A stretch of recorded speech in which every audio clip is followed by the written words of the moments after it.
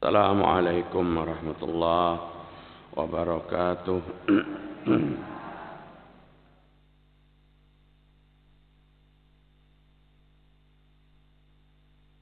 Innal hamdalillah nahmaduhu wa nasta'inuhu wa nastaghfiruh wa na'udzu billahi min sururi anfusina wa sayyiati a'malina. May yahdihillahu fala mudilla lahu wa may yudlil fala hadiya lahu. Asyhadu an la ilaha illallah wahdahu la syarika lahu wa asyhadu anna Muhammadan abduhu wa rasuluhu la nabiyya ba'dah. Ya ayyuhalladzina amanu taqullaha haqqa tuqatih wa la tamutunna illa wa antum muslimun. Fa inna asdaqal hadithi kitabullah wa khairil huda huda Muhammad sallallahu alaihi wasallam wa syarrul umuri muhdatsatuha wa kullu muhdatsatin bid'ah wa kullu bid'atin dhalalah wa kullu dhalalatin finnar. Mari kita bersyukur kepada Allah Subhanahu wa taala pada sore hari ini tanggal 9 Rajab 1443 Hijriah, hari Sabtu, hari apa hari ini? Hari Kamis 9 Rajab 1443 Hijriah, 9 Februari ya. Februari 10 ke 9? 10 Februari ya. 2020, alhamdulillah kita dapat berkumpul bersama di Masjid An-Nur ini, sekalipun maaf ini pada sisa-sisa suara yang masih tertinggal. Qadarullah amunnya kada kawa bersuara lagi, istirahat gitu nah. Setelah bulik kemarin safari dakwah Kalimantan Tengah dan Kota Baru, pina sedikit kesehatan menurun, batuk pilek, tolong doakan Bu, sehat walafiat. Ibu-ibu rahimakumullah, mari kita fokus pada kajian kita. Pada kajian hari ini ulun ingin sampaikan tentang yang perlu dikhawatirkan oleh orang yang beriman. Kadang kita khawatir yang tidak perlu dikhawatirkan. Justru yang perlu dikhawatirkan kita tidak khawatir. Khalifah Utsman bin Affan radhiyallahu an mengatakan, innal mu'min min khamsi anwa'in minal khawf. Sesungguhnya setiap orang yang beriman itu perlu khawatir kepada 5 macam. 5 macam yang dikhawatirkan benar oleh orang yang beriman. Apa 5 macam itu? Min qablillah ayyakhudhahul iman. Kekhawatiran yang paling besar, takut Allah Ta'ala mencabut iman kita. Hak bagi Allah, Allah yang mampu memberikan hidayah dan mencabut hidayah. Mungkin ibu-ibu bertanya, adakah nang iman itu dicabut oleh Allah? Banyak ibu-ibu. Sejarah mencatat sejak manusia-manusia sebelum kita yang luar biasa baiknya, tapi manakala di penghujung kehidupan dia melakukan satu perbuatan yang kada baik, maka imannya dicabut oleh Allah. Dan matilah dia dalam keadaan su'ul khatimah. Kita tidak menginginkan itu. Biar aja kata tapi nyaman-nyaman benar di dunia, asal husnul khatimah. Mun kawa tu dunia nyaman, akhirat nyaman. Kehidupan manusia itu kan digambarkan oleh para ulama 4 macam. Pertama, orang na beruntung di dunia dan beruntung di akhirat. Itu yang pertama. Yang kedua, orang yang beruntung di dunia rugi di akhirat. Yang ketiga, orang rugi di dunia beruntung di akhirat. Dan yang keempat, orang yang rugi dunia dan rugi akhirat. Dari 4 macam kehidupan orang manusia yang digambarkan pada keterangan ini, pasti kita semua memilih, jika kawa kita pilih, orang yang beruntung di dunia dan beruntung di akhirat. Kita tidak juga menginginkan orang yang di dunia beruntung tapi di akhirat celaka. Kita kada juga memilih di akhirat sengsara, di dunia beruntung. Apalagi sengsara dunia akhirat. Tetap yang kita pilih sa'idun fid dunya wa sa'idun fil akhirah. Di dunia beruntung dan di akhirat beruntung. Mungkin pian berpikir hari ini, di akhirat kita berdoa supaya beruntung. Apakah yang kita lakukan hari ini di dunia sudah menjadi orang yang beruntung atau orang yang sengsara? Tinggal kemana arah pikiran kita. Kalau kita menganggap keuntungan dunia itu harta yang berlipat ganda, maka bisa kita berpikir, oh kita ini di dunia sengsara. Karena arahnya kemana? Ke materi. Jika arahnya ke iman, kita akan berkata, kita orang yang beruntung di dunia. Tinggal menunggu beruntung di akhirat. Kenapa kita katakan kita harus orang beruntung di dunia? Karena Allah memilih kita sebagai seorang muslim. Allah memilih kita orang Islam. Ini keberuntungan yang kada kau dihitung. Keberuntungan yang kada kau dihitung dengan harta kekayaan. Sekaya apapun seseorang, lamun kada muslim, itu kerugian yang paling besar. Cukupkah sampai Islam aja ada perlu pembuktian sebagai seorang muslim? Apa di antara keberuntungan? Perintah Allah sudah kita gawi, sudah kita kerjakan. Larangan Allah sudah kita tinggalkan. Keberuntungan yang sangat mulia yang menjadi motivasi dalam kehidupan, kata Umar bin Khattab, an ujalisu fi majlisin. Pada saat Allah dudukkan aku dalam sebuah majelis yang di sana dibacakan ayat-ayat Allah, di sana dibacakan hadis-hadis Nabi yang sahih, dan aku nikmat menerima apa yang dibacakan itu sampai kepadaku seperti nikmatnya aku menikmati buah-buahan yang segar. Ibu-ibu yang hari ini berada di tempat ini keberuntungan luar biasa. Lamun orang yang kada dipilih oleh Allah berdekatan dengan masjid kada mau datang. Nang dipilih oleh Allah nang jauh-jauh datang. Nang jauh-jauh datang apabila Allah menghendaki. Masjid itu ukurannya bukan jarak di mata.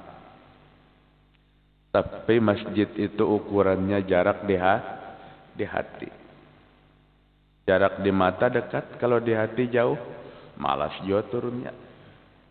Jarak di mata jauh, kalau di hati dekat, datang aja. Uyuh benar habis tengah hari, barataan ya orang uyuh. Kami sibuk, kayak nang hadir ini kada ada nang sibuknya. Sibuk bertahan. Tapi apabila Allah memilih, kada perlu berpikir kesibukan apapun. Dan ini kita syukuri. Pada kesempatan inilah, kita mendapatkan sesuatu tentang tuntunan agama yang mulia. Dengan tidak lagi memikirkan umur. Coba umur-umur nang kayak kita nih nah, hendak masuk SMA diterima orang lah lagi. Kada lagi. Karena itu pendidikan formal ada batas umur tertentu. Ada batas umur tertentu. Tapi hari ini nang umur 18 tahun bisa betatai, lo nang umur 81 tahun angkanya aja nang dirubah. Tertolakkah? Tidak. Fokus sama. Majelis nang kada menentukan umur berapa. Di mana batas umur? Sampai kada kawa lagi datang dengan fisik yang dikurangi oleh Allah Ta'ala. Bukan kada kawa datang dengan hati yang malas. Sampai kada kawa datang dengan fisik yang sudah dikurangi. Kada kawa berjalan dan macam sebagainya. Bahkan yang sudah tertatih-tatih pun minta dituntun lawan anak lawan cucu datang. Karena tidak ada yang lebih tinggi daripada majelis yang kita lakukan ini.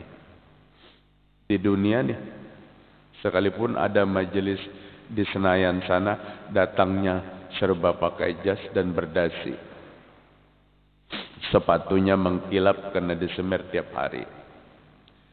Sisirannya rapi, nang tuha pun bersisir juga rapi. Tapi mulianya, mulia majelis ilmu. Kada ada jaminan majelis yang lain yang hari ini Allah cucurkan rahmatnya kecuali kepada kita. Allah ampuni dosa orang yang berhadir kecuali pada majelis ini. Allah banggakan nama-namanya di hadapan malaikat kecuali majelis ini. Maka kita bersyukur. Inilah nikmat. Inilah nikmat. Orang yang arah pikirannya ke arah dunia semata, kada dapat nikmat jarinya. Ini nikmat yang terbesar. Nikmat yang akan berlanjut sampai ke mana? Sampai ke surganya Allah Ta'ala. Nikmat kemuliaan. Nikmat persaudaraan di antara kita. Yang kita boleh saling mencari nanti di surga. Boleh saling mencari ibu-ibu. Apabila ada di antara kawan kita nang kada masuk surga, nang akrab banar sarantang saruntung ke kajian, dan kebetulan kita masuk surga, atau sebaliknya, kita boleh menanyakan kepada Allah. Ya Allah ya Rabb, di mana kawan ulun? Namanya ini dan ini. Dia adalah kawan akrab banar lawan kami ke kajian-kajian ilmu agama. Ujar Allah, temanmu di neraka. Ya Allah, bangkitkan dia ya Allah. Kumpulkan kami bersama di surga. Allah perintahkan, wahai malaikat penjaga neraka, bangkitkan si Fulan bin si Fulan dari neraka karena permintaan saudaranya dalam kebaikan di waktu di dunia. Ini persaudaraan iman. Beda dengan persaudaraan bisnis. Beda dengan persaudaraan yang lain yang dianggap bersaudara. Tapi persaudaraan iman bermanfaat dari dunia sampai akhirat. Maka majelis seperti ini jangan dirusak oleh ada bisik-bisik yang satu dengan yang lain. Untuk apa? Untuk melecehkan yang satu dengan yang lain. Majelis seperti ini jangan ada dirusak dengan pikiran hasad, iri dengki. Majelis seperti ini jangan dimanfaatkan hanya sekedar apa? Umpat duduk melulu. Sepanjangan kajian membalas WA jadi belakangnya tek. Fokus. Orang yang zikir aja. Orang yang zikir hadir di majelis Umar bin Al-Khattab. Waktu Umar menyampaikan kajian, dia zikir. Kada memperhatikan lawan kajian Umar. Kemudian didekati oleh Umar bin Khattab. Apa kata Umar? Apakah anda ingin meneruskan zikir anda? Atau anda hadir ke majelis ini untuk mendengarkan kajian-kajian agama? Jika anda ingin meneruskan zikir anda, cari tempat yang lain. Apabila anda ingin meneruskan kajian dengan baik, hentikan dulu zikir itu. Mari kita fokus bersama. Fokus bersama. Imam Ghazali mengatakan, orang hadir ke sebuah kajian, kemudian tekun khusyuk, Itu pun Allah akan berikan berapa? 50% dari ilmu yang disampaikan. 50%. Jadi hadir kita tekun khusyuk itu dapat 50% kata Imam Ghazali. Tapi apabila datang gaduh, kada tentu berapa dapatnya atau mungkin kada dapat sama sekali. Atau mungkin kada dapat sama sekali. Jadi apa yang ulun utarakan dari ayat-ayat Allah di hadis Rasul, emun pian khusyuk, niatnya ikhlas, insyaallah akan dapat 50% daripada yang disampaikan. Dan terbawa sampai ke rumah, ingat tadi doanya ini, tadi hadisnya ini. Tapi apabila dia fokus dengan pekerjaannya sendiri, tapi dia duduk di majelis ta'lim, mungkin 1% pun dia tidak akan mendapatkan apa-apa.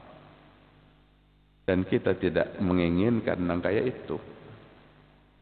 Makanya ulun sering sampaikan ibu-ibu, mun majelis pian kan pasti ujar ulun, waktunya tuh waktu kita sedang mengantuk. Jam 2 waktu sedang bapajam-pajam, bahanyut-hanyut nyaman. Apalagi habis zuhur tadi sudah makan, umpamanya makan siang. Nang puasa Kamis pun mengantuk juga. Nah, jadi ulun menyampaikan orang nang hadir 50 orang, 45 nang guring, ulun masih senang. Berarti berapa lagi nang menerima? Belima aja. Kada terganggu ulun. Tapi pian hadir 50 orang, ada di pojok sana 2 orang yang berdiskusi. Nang dipenderakan urusan tetangga, urusan rumah tangga. Maka mohon maaf ulun konsentrasi terganggu. Kada kawa menyampaikan, sudah awak nang kada tepi sehat, ditambah gangguan-gangguan ingatan yang dibaca. Maka supaya kita sama-sama dalam majelis itu disuruh saling memperhatikan di antara kita. Paling duduk kita berapa? 30 sampai 1 jam paling lawas benar.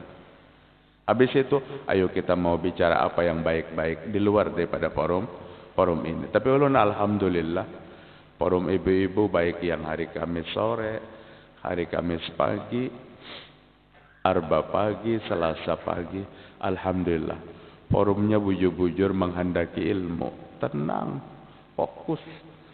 Ada nang bercatat, ada nang kada bercatat, kada ada masalah. Kalau nang kada bercatat tu ngarannya mustami'. Kalau nang bercatat tu muta'allim, alim wal muta'allim. Kalau nang kada bercatat tapi mendengarkan mustami'. Jadi karena aja dalam hadis Nabi, kun aliman au muta'alliman au mustami'an. Jadilah kamu orang yang alim, yang mengajar, au muta'alliman, orang yang belajar, au mustami'an, orang yang mau mendengar, fokus mendengar. Au muhibban, atau orang yang mau mencintai kepada orang yang belajar dan mengajar. Tapi jangan yang kelima. Yang kelima celaka. Mengajar kada, belajar kada, mendengari kada, mencintai kada. Dan ini yang terburuk. Min qablillahi ayyakhudhahul iman. Orang yang beriman itu takut Allah cabut imannya. Adalah orang yang dicabut imannya. Banyak sejarah menulis. Maaf ibu-ibu, ulun kada puasa, karing benar minum obat tadi di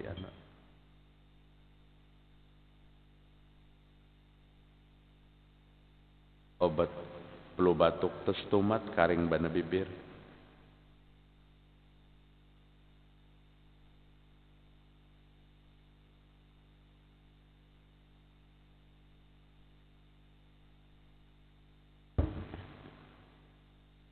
Nabi berucap di hadapan sahabatnya, banyak sahabatnya hadir. Kisah itu sudah ulun ceritakan kajian terdahulu tentang ujar Nabi, di antara kalian yang hadir ini nanti ada orang yang gigi gerahamnya lebih besar daripada gunung Uhud, tapi diamnya di neraka. Artinya apa? Sahabat-sahabat nang baik di hadapan Nabi itu ada nang pacangan masuk neraka. Kenapa? Karena di waktu penghujung kehidupan imannya dicabut oleh Allah Ta'ala. Imannya dicabut oleh Allah. Berapa banyak sahabat yang hadir pada saat itu? Banyak benar. Satu persatu sahabat meninggal, wafat, syahid, meninggal di rumah husnul khatimah, habisan satu persatu orang yang hadir itu. Dan kata Abu Hurairah, dilihat yang meninggal lebih dulu tuh semuanya husnul khatimah. Sampai pada satu saat tertinggal aku lagi berduaan yang belum meninggal. Abu Hurairah ulama ahli hadis, dan Rajal bin Unfuah itu seorang ulama sahabat ahli Quran. Dia habis Quran Rajal tuh. Dua. Maka apa yang Nabi sampaikan itu pasti terbukti. Kalau nang terdahulu sudah wafatan husnul khotimah, kami berdua sakit hatinya aku, jar Abu Hurairah, siapa di antara kami kena yang dicabut oleh Allah imannya? Setiap hari aku berdoa, ya Allah tetapkan iman sampai akhir hayat. Pada suatu hari terdengar berita setelah Nabi wafat, tapuk kepemimpinan dipimpin oleh Khalifah Abu Bakar radhiyallahu anhu, tentang banyaknya sahabat Nabi yang murtad membaiat Musailamah Al-Kadzab sebagai nabi palsu. Jadi Musailamah itu mengaku nabi terakhir. Padahal dalam Al-Quran tuh nang dipadahkan nabi terakhir adalah Nabi Muhammad khatamun nabiyyin, itu Al-Quran. Nabi Muhammad penutup segala nabi. Ada yang mengaku nabi lagi yang ke-26 sebagai penutup. Namanya Musailamah. Digelar Al-Kadzab karena dia pembohong, karena membawa berita bohong. Tapi kemahirannya dalam berdialog sehingga merayu sekian sahabat. Maka banyak sekali sahabat yang murtad yang membaiatnya sebagai nabi terakhir. Pengikutnya sangat banyak. Abu Bakar Siddiq radhiyallahu an mengirimkan para sahabat untuk apa? Untuk mendakwahi kembali orang yang murtad itu. Kada nyaman-nyaman. Orang murtad sudah diiming-iming kemudian diajak lagi kembali kepada Islam. Ulur rasa teringat ibu-ibu, kemarin ketemu yang layang, sudah ada 2 keluarga yang kembali kepada Kristen lagi karena kurangnya pembinaan. Dan yang Kristen itu mengajak lagi keluarganya yang sudah Islam itu untuk kembali kepada agama Kristen.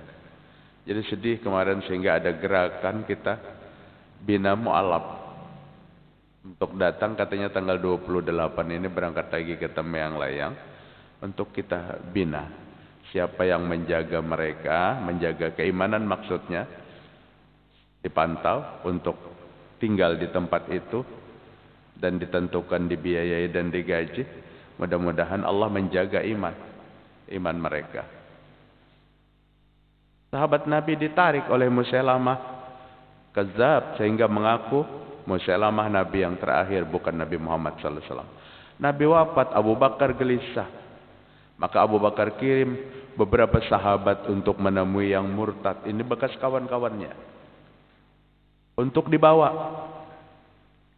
Salah satu di antaranya yang diberangkatkan oleh Abu Bakar, Rajal bin Unfuah, laki-laki yang hadir di waktu Nabi menyatakan, di antara kalian nanti ada gigi gerahamnya yang besar daripada gunung Uhud di neraka.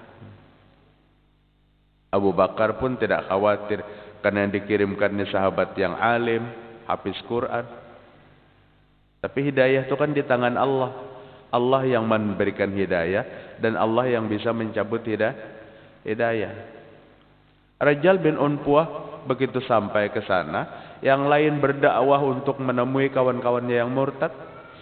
Tapi Rajal bin Unfuah begitu sampai ke Yamamah, diundang oleh siapa? Musailamah Al-Kadzab, nabi palsu itu. Dan diajak berdiskusi, diajak bicara. Becuur. Menurut kita tuh lawas kada temuan becuur. Kemanak siapa, kemanak siapa. Ternyata Rajal bin Unfuah ini satu suku yang berdekatan dengan Musailamah Al-Kadzab, nabi palsu itu. Akhirnya Rajal membaiat Musailamah dan murtadlah Rajal bin Unfuah. Sahabat yang lain setelah mendakwahi dan tidak sukses dakwahnya, kembali ke Madinah. Rajal bin Unfuah tidak ikut kembali. Sampai berita kepada Abu Bakar Siddiq bahwa Rajal, sahabat pilihan, murtad. Sampai berita kepada Abu Hurairah, wahai Abu Hurairah, Rajal murtad. Abu Hurairah mengucapkan Alhamdulillah. Alhamdulillah bukan aku yang Nabi katakan ada orang yang giginya kayak gunung Uhud di neraka. Artinya Rajal bin Unfuah, satu biji Al-Quran yang terkandung dalam hatinya tidak mampu membendung Allah marah kepadanya. Maka Allah cabut imannya. Allah cabut imannya. Dan dia tidak lagi menjadi orang Islam yang bernabi kepada Nabi Muhammad sallallahu alaihi wasallam. Abu Bakar As-Siddiq radhiyallahu anhu memutuskan, kita perangi. Kalau kada kita perangi, maka ini berkelanjutan. Maka terjadilah peperangan yang diatur oleh Abu Bakar waktu itu. Panglima perang dipilih Abu Bakar Khalid bin Walid.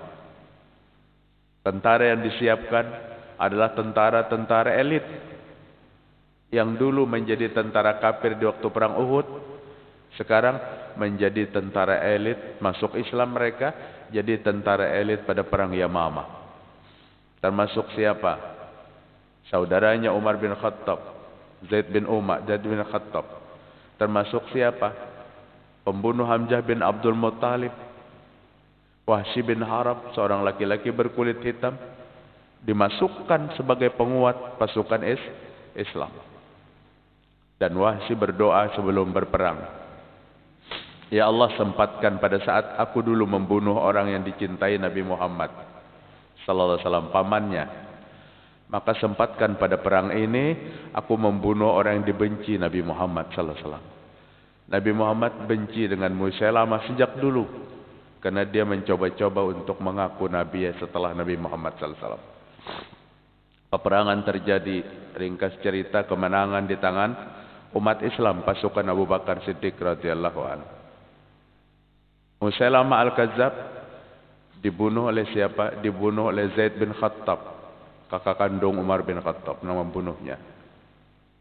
Bukan, Musailamah Al-Kadzab dibunuh oleh Wahsy bin Harb. Dengan tombak dia bunuh itu nabi palsu itu.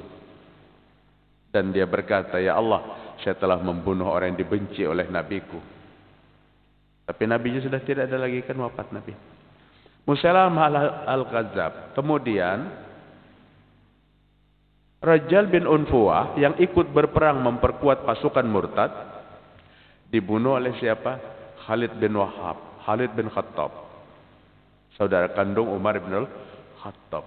Maka terbukalah terang benderang dalam sejarah apa yang Nabi ucapkan itu terjadi.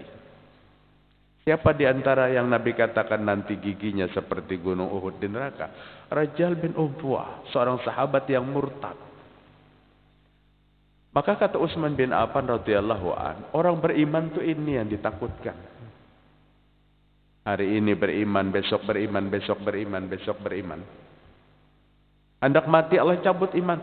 Nauzubillah, kerugian sepanjang masa. Namun Allah tidak mencabut iman seseorang tanpa seseorang itu melakukan suatu pelanggaran-pelanggaran. Di antara pelanggaran-pelanggaran yang dilakukan oleh Rajal bin Unfuah adalah ta'assub. Ta'assub, kepenatikan keluarga, kepenatikan golongan, padahal salah. Rajal bin Unfuah di waktu dia murtad, Ditanya, kenapa dia harus murtad? Meninggalkan Al-Quran 30 juz yang ada dalam dadanya. Apa kata Rajal bin Unfuah? Musalamah Al-Kadzab adalah keluarga dekatku, kerabatku. Jika seekor kambing bertempur dengan kambing yang lain, maka yang kubela adalah kambing milikku, katanya. Ini namanya ta'assub. Ta'assub itu kan membedakan keluarga salah atau kada salah. Tetap dibela dan Allah benci. Kalau keluarga kita melakukan pelanggaran, jangan kita mengikuti. Beriman itu bukan karena kekeluargaan, tapi beriman karena petunjuk dan hidayah daripada Allah Ta'ala. Salah satu perbuatan manusia yang menjadikan iman itu bisa dicabut oleh Allah adalah menyekutukan Allah. Kada sedikit orang-orang yang syirik itu dicabut imannya menjelang kematian. Di mana Ustaz membuktikan dicabut imannya menjelang kematian? Di waktu hendak mati diajarkan oleh orang yang ada di sekelilingnya bukan kalimat tauhid, tapi kalimat menyerahkan diri kepada makhluk, bukan kepada Allah. Abi, Umi, ucapkan nih be, Umi, apabila hendak mati, apa aja abinya? Panggil guru fulan, Syekh fulan, minta selamatkan pian. Dipanggilnya, wahai guruku ini, selamatkan atau sembuhkan. Di waktu dia melakukan panggilan kepada selain Allah, imannya dicabut oleh malakal maut, ruhnya dicabut oleh malakal maut, maka matilah dia dalam keadaan kekafiran. Kada terasa menjelang kematian dicabut Allah imannya. Kenapa? Karena melakukan satu kemusyrikan dan pelanggaran terhadap Allah Subhanahu wa taala. Ibu-ibu rahimakumullah. Maka manusia yang paling bijak itu manusia yang berpikir bagaimana hidup yang baik, kita tata dengan sebaik-baiknya. Kalau perlu hidup nyaman terus 7 turunan anak cucu buyut kena. Salahkah? Tidak salah. Tapi kita harus berpikir juga bagaimana mati yang baik. Mati hidup satu kepastian. Hidup hari ini kita jalani, mati pada satu saat akan kita temui. Berpikirlah supaya mati yang baik. Hidup sudah kita atur, berusaha banting tulang untuk mengatur menata kehidupan. Berusaha juga kita agar kematian menjadi mati yang terbaik. Mati yang terbaik itu adalah matinya husnul khatimah. Husnul khatimah. Bismillah. Sehingga ulun tertarik hari semalam kajian ibu-ibu di At-Tanwir. Ba'da asar ada seorang jamaah yang bertakun, Ustaz, kalau kita melihat orang tua kita hendak mati itu la ilaha illallah, kita kada melihat sidin mengucapkannya dan kada mendengar mengucapkannya. Adakah tanda lagi yang bisa kita cek, katanya, supaya orang tua itu husnul khatimah, tanda husnul khatimah? Bagus pertanyaan itu, ibu-ibu. Semua kita punya orang tua. Dalam mengucapkan kalimat la ilaha illallah itu kada mesti kita bisa dengar karena suaranya sudah kada kau bersuara lagi.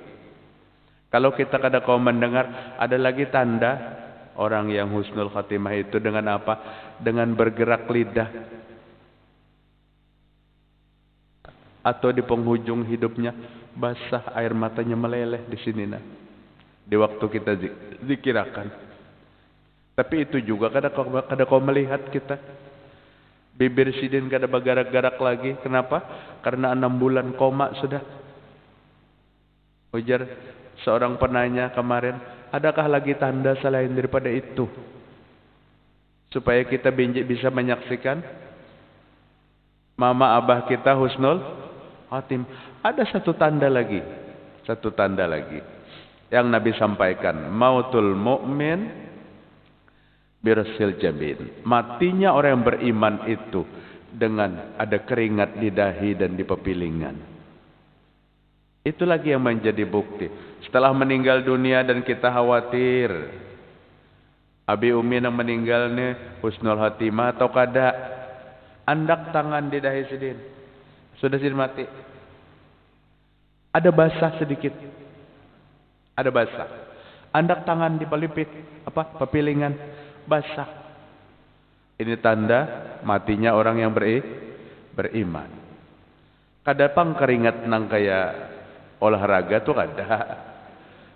Sapui pang lawan tisu itu lain keringatnya. Ada lembab, keringat lembab di dahi dan di pelipis. Itu dibuktikan oleh sahabat. Kemudian ditaruh tangannya di atas sana, maka dia terasa tangan ini basah tapi keringatnya kada kelihatan. Maka dia berkata, Allahu Akbar, Allahu Akbar, Allahu Akbar. Sami'tu Rasulullah SAW yaqul, aku mendengar Nabi bersabda, mautul mu'min birasil jabin. Matinya orang yang beriman itu adanya keringat yang di atas dahi atau di pelipis. Jika kita tidak membuktikan, kada melihat orang tua kita mengucapkan la ilaha illallah. Tapi kalau dua mata kepala kita melihat, dibimbing, umi ini aja la ilaha illallah, mau ucap sih, sekalipun ucapannya sedikit nang terdengar oleh kita, la ilaha illallah. Atau lidahnya bergerak-gerak karena mengucapkan la ilaha illallah, tuh bibir atas bibir bawah kada berfungsi lagi. La ilaha illallah itu yang bergerak apa? Lidah, ilat nang bergerak. Kita wah ini coba aja ucapkan pen la ilaha illallah, kada ada bibir kupang kapik kada ada. Nang bergerak tu lidah. Lihat di lidahnya bergerak-gerak. Dan ini penting benar. Nang sangat penting tu nang mengarahkan orang nang hendak mati itu. Nang membimbing orang hendak mati itu, inya menganggap membimbing orang hendak mati keluarganya. Padahal bukan membimbing, tapi membuat bingung. Ditawarkan macam-macam. Lawan kuitan, itu membuat bingung. Jangan dibingungkan orang tua kita. Sepakat aja nih, anak 10 duduk. Deng, kak, sini kita duduk. Kita ajari kalimah la ilaha illallah orang tua kita. La ilaha illallah. Satu saat dia mampu menjawab la ilaha illallah. Stop. Karena kalimat itu diperlukan di ucapan yang terakhir. Akhirul kalam la ilaha illallah. Mau ucapkan sudah setelah dibimbing oleh anak la ilaha illallah. Sudah. Sekalinya datang nang pembungsunya, mak, baca salawat kamilah, mak. Jangan. Sudah simpun nih kalimat la ilaha illallah, ditawarkan nang macam-macam lagi. Atau jangan dalam hadis Nabi itu, Nabi kada pernah menyuruh ajari orang hendak mati dengan kalimah Allah. Ini paling sering kita mendengar. Allah, Allah, Allah.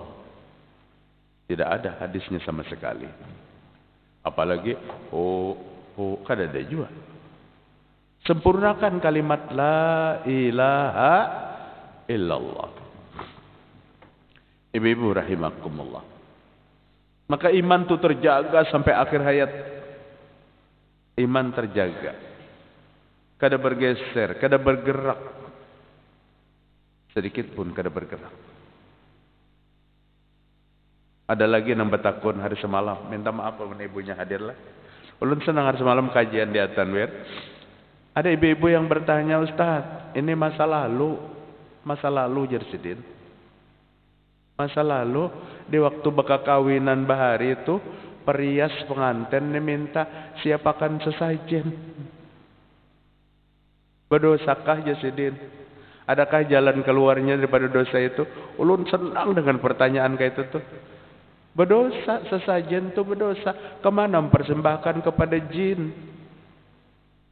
Tapi sidin jalan meminta ampun masih ada. Penyesalan lahir sebelum datangnya kematian. Minta ampun.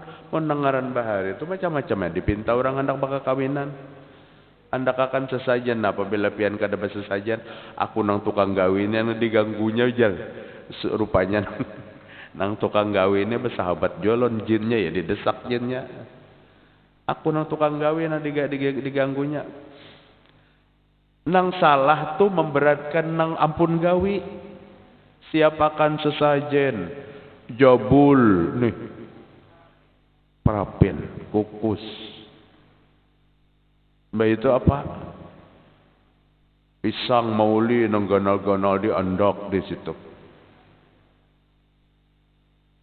Wadai khusus biasanya wadainya tak. Bobohan cucur, cangkaruk, apa-apakah kebandakan. Dipersembahkan lawan jin, wayan penjaga, jangan terganggu.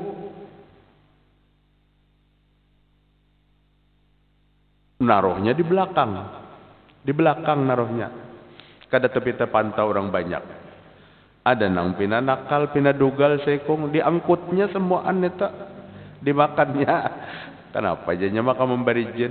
Ini dosa ibu, dosa. Tapi kesempatan untuk bertaubat minta ampun mulai hari ini. Kita ini merasa aja bahari itu keterbatasan apa yuk? Keterbatasan ilmu, keterbatasan pengetahuan, sehingga nang terlarang tu tagawi. Gunanya sebelum mati itu kita minta ampun yang banyak lawan Allah Ta'ala. Minta ampun yang banyak lawan Allah. Apabila hendak bepergian aja, bisa berdiri batis satu dulu di muka pintu, apa-apakah nang dibaca. Qomat kamit. Jangan pun hendak bepergian yang biasa, bepergian hendak ibadah haji aja, melakukan ritual-ritual nang salah. Pian apabila pian turun pada rumah, jangan menengok ke rumah sedikit-dikit pun. Padahal sidin ingat aja tas nang ganal tertinggal dalam kamar. Tapi karena kada diberi akan menengok ke rumah, ada ditengok-tengok sidin. Sampai ke bandara, ambil akan tas di sidin tertinggal. Kenapa pian kada pada? Unda kada diberi akan menengok aja sidin. Sudahlah kita hindari itu. Islam kita sudah maju, kajian kita sudah banyak.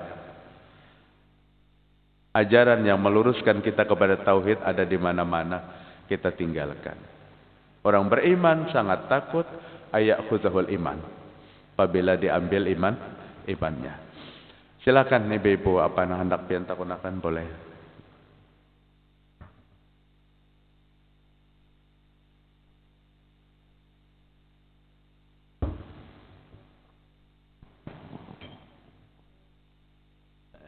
Asal dimulainya karena banyak.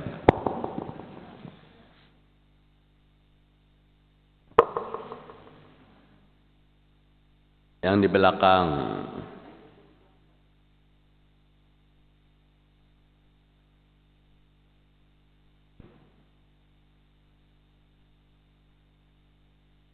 Waalaikumsalam warahmatullahi wabarakatuh. Enggak.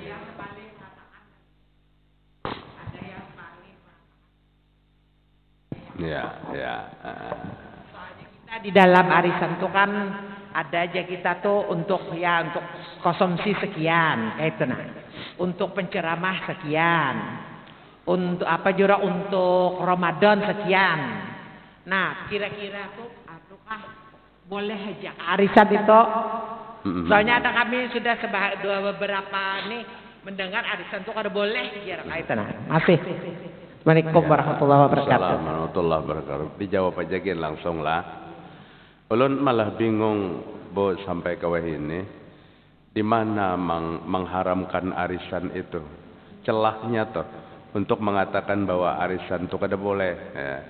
Arisan itu satu kebiasaan yang dilandasi oleh rasa ridho dan suka. Kenapa? Nang dapatnya belakangan.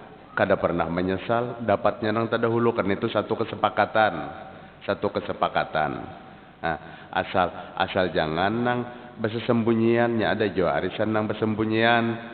Bandar tuh dibisiki, oh bandar, karena arisannya banyak.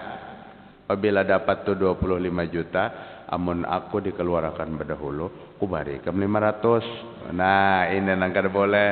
Ini nang kada boleh, jangan. Tapi ulun rasa arisan-arisan yang dikumpulkan oleh ibu-ibu biasa, kada terlalu banyak. Apalagi ulun hanya mendengar tadi dalam dana arisan itu. Iya. Nggih. Ada dana untuk kepentingan-kepentingan sosial. Ada dana untuk kepentingan-kepentingan lain.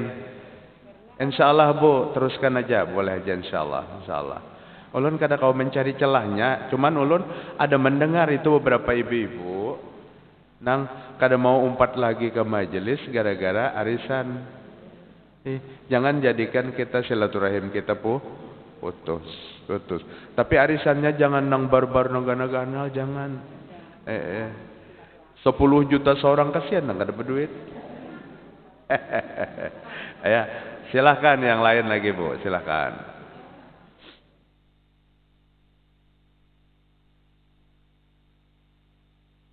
Ibu yang di depan di sini tadi ada, ya kah? Silahkan.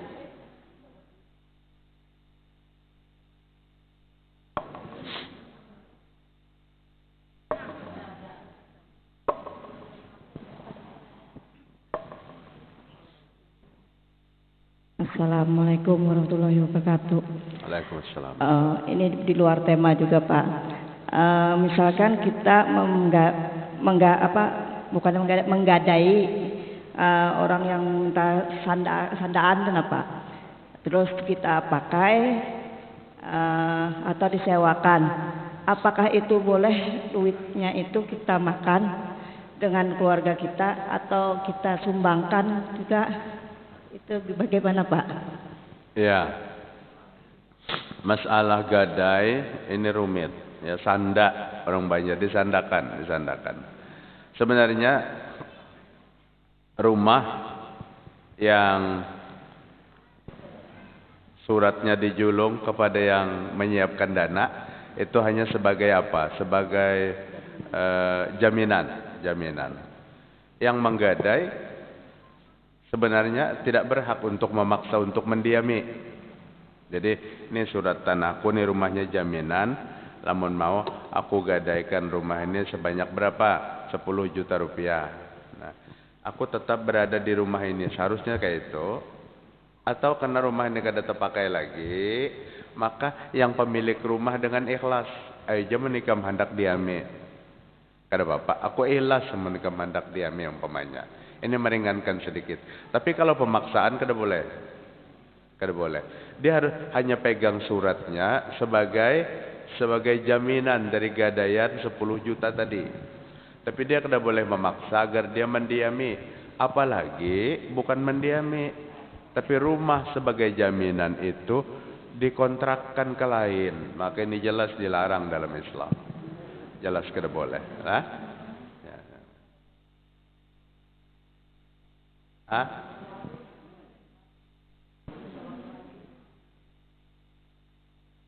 Iya itu termasuk rumah digadaikan, kemudian kita menyewa, ini riba kada boleh.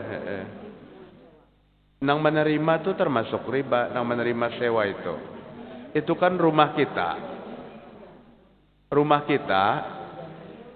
kita sebagai jaminan yang digadaikan, suratnya dijulung. Kita jangan menyewa, kita yang masih berhak menurut hukum Islam. Kita nang berhak mendiaminya. Cuma nang menggadai ini nya kada mau pulang mun kada ada keuntungan masuk.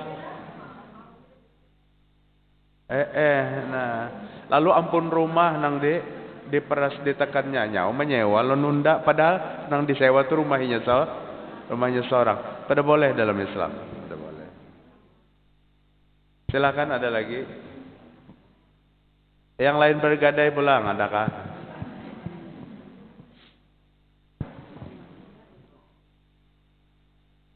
Ibu-ibu ini biasanya banyak masalah yang unik tuh, nah nanti takunakan ulun ketujuh. Ulun di kajian bapak-bapak jarang membuka tanya jawab. Assalamualaikum warahmatullahi wabarakatuh. Waalaikumsalam warahmatullahi Anu Pak, ini ulun betakun.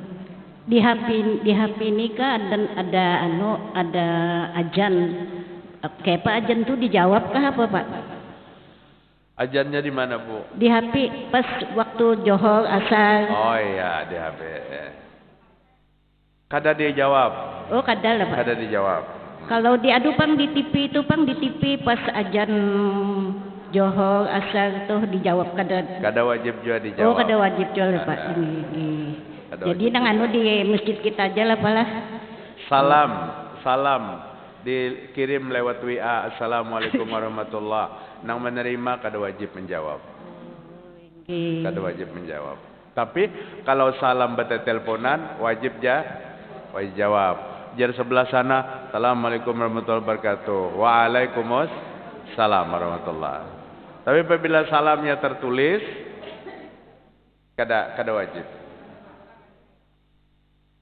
Kemudian azan di radio. Azan di radio kalau kada siaran langsung, kada wajib dijawab. Tapi pian tahu azannya azan di Masjid Al-Jihad, tukang azannya mendengarnya Al-Jihad, azan sudah, maka dijawab azannya karena siaran langsung. Tapi kalau azan buka puasa itu azan ulangan, kada wajib menjawabnya. Ya silakan di belakang Bu, mic-nya tolong ke belakang.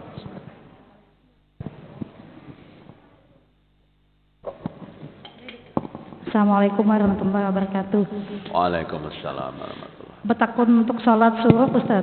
Itu ujarnya ulun ada mendengar ceramah sholat subuh itu dikerjakannya di musola atau di masjid aja gitu nah. Jadi misalkan kita bisa subuh, kita misalkan ada kajian, selesai kajian kan biasanya bisa mendekati, ada yang hebatnya lewat sedikit tapi masih sempat waktu suruh gitu nah Ustaz. Nah, kalau bisa kita di rumah aja ada boleh menggawinya kah gitu nah. Ya. Assalamualaikum warahmatullahi wabarakatuh. Assalamualaikum warahmatullahi wabarakatuh. Memang suruh isyraq itu orang yang melaksanakan sholat berjamaah dengan imam di masjid, kayak itu hadisnya. Kemudian dia bertahan sejak sholat subuh sampai waktu tulu' itu terbitnya matahari. Setelah itu bertahan kurang lebih 10 menit. Kalau di Madinah tuh ulun melihat 10 sampai 15 menit setelah tulu terbitnya matahari, maka di situ kita disuruh mengerjakan salat sunnah 2 rakaat, maka mendapatkan pahala haji umroh tamatan, sempurna dan sempurna. Jadi perintahnya memang kepada orang yang melaksanakan salat berjamaah di masjid. Di masjid. Kayak apa lamun salat berjamaahnya di rumah? Ulama masih membenarkan. Seorang suami jadi imam, istrinya jadi makmum. Kemudian dia bertahan sampai terbit matahari, sampai suruh suami istri dengan tidak menyampaikan perkataan-perkataan yang lain, maka boleh jika salatnya berjamaah. Ini ulama sudah berbeda pendapat. Jadi yang sama pendapatnya itu pada saat sholat berjamaah itu dikumandangkan, dilaksanakan di mana azan dikumandangkan di masjid, ya, Bu ya. Silakan yang lain lagi. Bu, terakhir Bu. Adakah?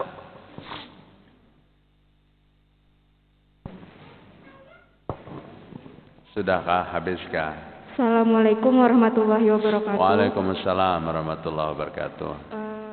Mau tanya Pak di luar tema, kalau cuma ada anak laki-laki, sedangkan ibunya itu lagi sakit, boleh atau nggak bisa ngapa-ngapain gitu, tapi bolehlah anak laki-laki itu kayak memandikan dan segala macamnya. Ya, ibunya uzur, kada kau bangun sakit. Inggi. Ya, ada anak laki-laki. Yang ditempuh pertama kali, jika anak laki-laki itu punya kemampuan, maka carikan yang merawat ibunya itu perempuan. Itu yang pertama. Ada duit pina balabihan, nang anak kiau bebinian, nikam ku gaji sebulan seini, rawatakan mamako. Itu yang pertama. jika punya kemampuan. Jika tidak punya kemampuan, maka hukumnya darurat, boleh anak laki-laki. Boleh. Terima kasih Ustaz. Ya, duitnya kadada, gesan mau upah orang lain, kecenderungan hati untuk berbuat baik lan kuitan kuat, maka boleh anak laki-laki dalam keadaan darurat. Namun apabila ada anak perempuan, maka yang merawat mama itu adalah anak perempuan. Apabila ada anak laki-laki, yang merawat ayah itu adalah anak laki-laki jika terbaring sakit. Tapi minta maaf ibu-ibu, di mana-mana nang tukang rawat kuitan itu anak perempuan. Di mana-mana. Nang laki-laki santai aja nya. Santai aja. Semuaan anak bebinian. Cukup ya sudahlah. Ya sudah. Demikian kajian kita pada siang hari ini. Mudahan bermanfaat bagi kita sebarataan. Mari bersama-sama kita tutup majelis kita. Sebelum majelis ini ditutup, ibu-ibu kita mendoakan barataan lah. Saudara-saudara kita, dan sanak kita, keluarga kita, saudara seagama, muslim-muslimat yang hari ini dalam keadaan khawatir lagi dengan penyakit yang membuat kita takut dan gelisah. Tidak mustahil Allah Ta'ala mudah-mudahan mengangkat semua penyakit itu. Nang sakit disembuhkan oleh Allah Subhanahu wa Ta'ala. Dan mudah-mudahan tidak terhalang lagi kita beribadah berjamaah ke masjid. Karena apalagi ulun sangat khawatir peraturan yang baru yang dikeluarkan oleh Menteri Agama, nang umur 60 ke atas di rumah aja. Mudahan sidin lakas mencabut peraturan itu. Amun 60 ke atas di rumah, ulun di rumah aja pasangan gue nih. Jadi mudah-mudahan itu tidak diberlakukan sidin dan dicabut sidin. Nang sehat, nang kada sehat, mudah-mudahan semuanya menjadi sehat wal afiat. Kemudian mari kita tutup dengan kifarat majelis. Subhanakallahumma wa bihamdik, asyhadu an la ilaha illa anta, astaghfiruka wa atubu ilaik. Assalamualaikum warahmatullahi wabarakatuh.